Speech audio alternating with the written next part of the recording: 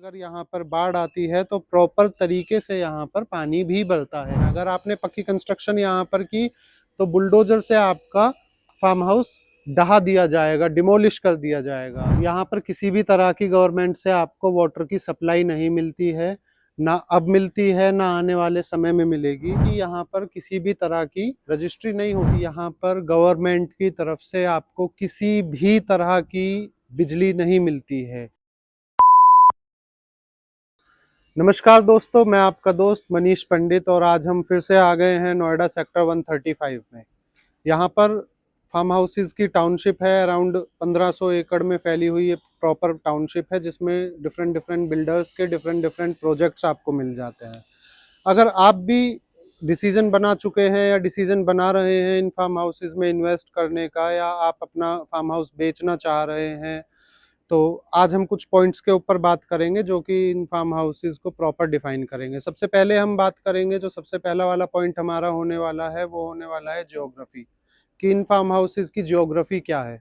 Second point हमारा होने वाला है इलेक्ट्रिसिटी एंड वाटर सप्लाई, कि यहाँ पर क्या बिजली का कनेक्शन हो रहा है या बिजली का कनेक्शन नहीं हो रहा है। अगर हम यहाँ पर वाटर का यूज़ कर रहे हैं तो वो क्या हमें सरकार की तरफ से पानी की सप्लाई मिल रही है या फिर हमें खुद ही ग्राउंड वाटर का यूज़ करना पड़ रहा है। और थर्ड हम बात करेंगे जो कि सबसे मेन और मेजर पॉइंट है, लीगैलिटी के बारे में, कि यहाँ की ज़मीन कैसी है और उसके पेपर वर्क्स क्या होते हैं। तो चलिए आइए बात करते हैं इन सारे पॉइंट्स के बारे में। और मैं अभी एक फार्म हाउस के सामने भी खड़ा हूँ, साथ ही साथ हम एक आपको फार्म हाउस भी दिखाएंगे कि किस तरह से फार्म हाउस डेवलप होता है। ये एरिया है करीब करीब 1250 गज का, तो आप इसमें किस तरह से अपना फार्म हाउस बना सकते हैं और किस तरह से लोग बनाते हैं, कंस्ट्रक्शन की क्वालिटी क्या होती है और किस तरह से कंस्ट्रक्शन होता है। आइए मेरे साथ। तो जैसा कि आप देख ही रहे हैं, अभी हम इस फार्म हाउस के अंदर आ गए हैं। तो सबसे पहले मैं आपसे रिक्वेस्ट करना चाहूँगा कि आप वीडियो में एंड तक बने रहें। एंड तक आप बने रहेंगे तो आपको 3 फ़ायदे इस वीडियो से होंगे। सबसे पहला फ़ायदा आपको होगा कि अगर आप इसमें फार्म हाउसेज़ में कोई भी बाइंग डिसीज़न बनाना चाह रहे हैं या खरीदना चाह रहे हैं फार्म हाउस को और आपके मन में बहुत सारे डाउट्स हैं, वो सारे डाउट्स आपके क्लियर हो जाएंगे। सेकंड, आपको जो फ़ायदा होने वाला है इस वीडियो से, कि आप इस पूरे क्षेत्र से अवगत हो जाएंगे कि किस तरह से, किस तरह का ये क्षेत्र है और किस तरह की यहाँ पर लैंड है। तीसरा सबसे बड़ा जो आपको फ़ायदा होने वाला है, ये आपको फ़ायदा होगा नेगोशिएशंस में, कि आप बिल्डर के साथ या किसी भी अपने ब्रोकर के साथ किस तरह से नेगोशिएट करें, क्योंकि आपको इस लैंड के बारे में सारी चीज़ें पता चल चुकी होंगी। साथ ही साथ हम एक इस फार्म हाउस में आए हुए हैं तो हम एक ओवरव्यू भी लेंगे इस फार्म हाउस का, कि किस तरह से ये फार्म हाउसेस बने हुए होते हैं, क्या इनकी कंस्ट्रक्शन क्वालिटी होती है और किस तरह के नॉर्म्स को फॉलो किया जाता है। तो सबसे पहला वाला पॉइंट जो हमने डिस्कस करना है वो है जियोग्राफी। सबसे पहले जान लेते हैं सेक्टर 135 की जियोग्राफी, की क्या है ये सेक्टर। सेक्टर 135 में 3 जोन हैं। सबसे पहला जोन आता है ITS लैंड, जिसमें कि ऑफिस स्पेसेस बने हुए हैं और बड़ी IT कंपनीज के यहाँ पर ऑफिस हैं, जैसे कि आपका टेक महिंद्रा, HCL, TCS या एक्सेंचर जैसी बड़ी कंपनियां। सेकंड जोन है यहाँ पर रेजिडेंशियल या फिर गांव की आबादी।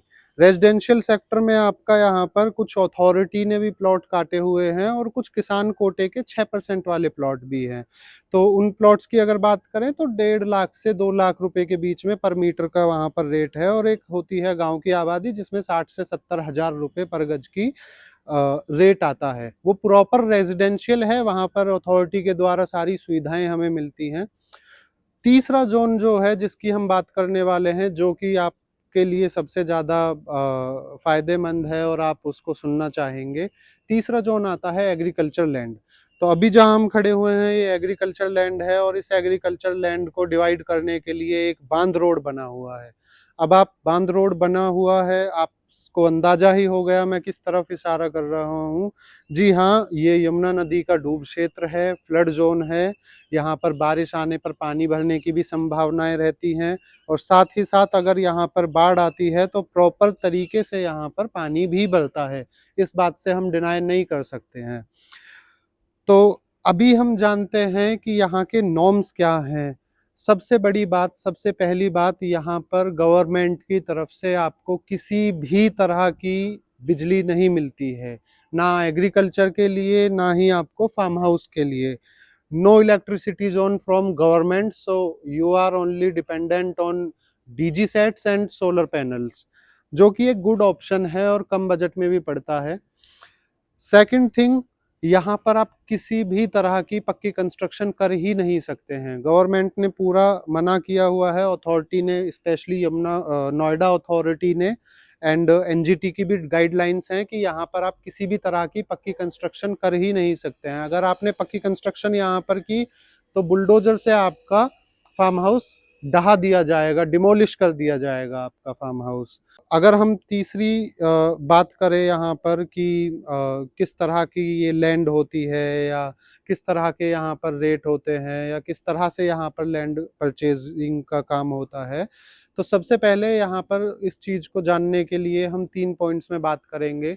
ये जो लैंड है ये प्रॉपर किसी भी एक बिल्डर की पूरी प्रॉपर लैंड नहीं है। जैसा कि आपको पहले से ही मैंने इन्फॉर्म किया हुआ है कि ये 1500 एकड़ में फैली हुई टाउनशिप है।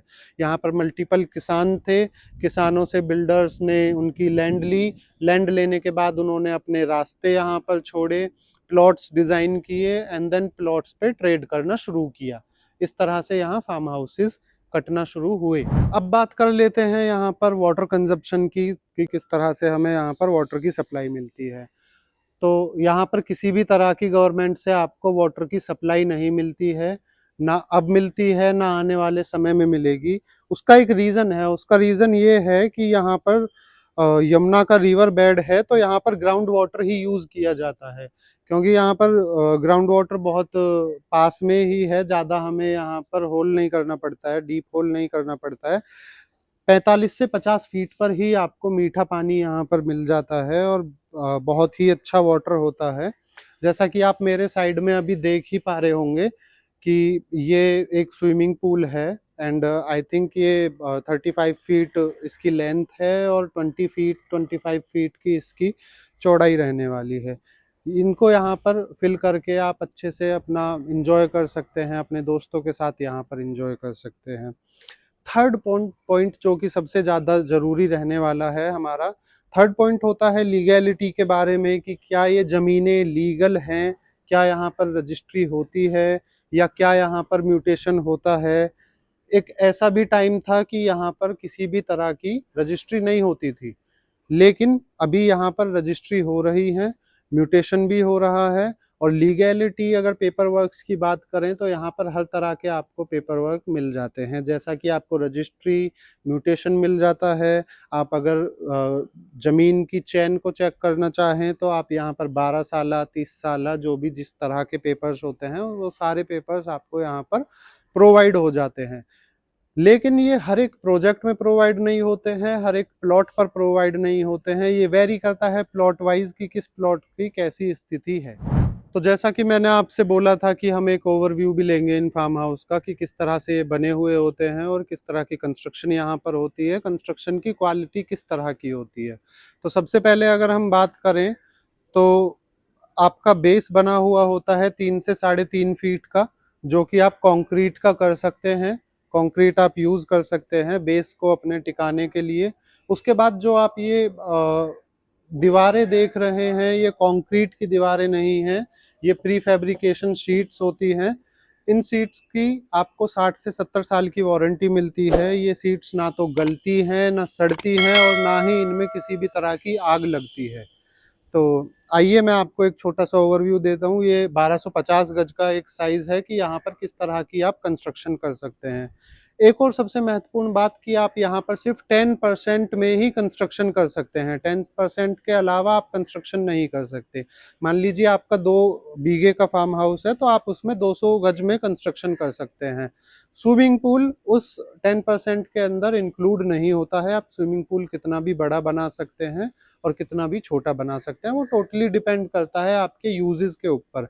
आइए अभी हम देख लेते हैं ये किस तरह का फार्म हाउस डेवलप हुआ हुआ है।